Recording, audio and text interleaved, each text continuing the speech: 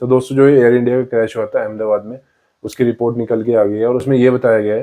कि जैसे प्लेन उड़ने लगा था, उसका मैन्युअली किसी ने इंजन बंद कर दिया था और जिसकी वजह से वो प्लेन हमारा क्रैश हो गया। और उस प्लेन का जो ब्लैक बॉक्स था, उसकी जब रिकॉर्डिंग ली गई तो उसमें ये पता चला कि एक पायलट दूसरे पायलट को बोल रहा है कि भाई तुमने इसका फ्यूल क्यों ऑफ करा। तो दूसरा पायलट बोलता है कि नहीं भी, मैंने तो ऐसा कुछ भी नहीं करा। और आज से कुछ साल पहले अराउंड 2017 में यूएस ने जितने भी वर्ल्ड की एयरलाइंस थी सबको ये बोला था कि भाई जो तुम्हारा ये बोइंग है इसमें बहुत सारे इश्यूज हैं, तो कृपया करके तुम इसे देख लो। पर उस टाइम पे एयर इंडिया ने शायद इस बात को रिजेक्ट कर दिया या इस पर ध्यान नहीं दिया। और अब क्या हो रहा है कि जितने भी वेस्टर्न मीडिया है सब ये प्रूफ करने में लगी है कि जो ये हादसा हुआ है इसमें बोइंग की कोई गलती नहीं है और एयर इंडिया वगैरह की किसी की कोई गलती नहीं है। ये जो सारी की सारी गलती है वो पायलट्स की है, उन्होंने मैन्युअली स्विच ऑफ कर दिया फ्यूल का, इसकी वजह से प्लेन क्रैश हो गया।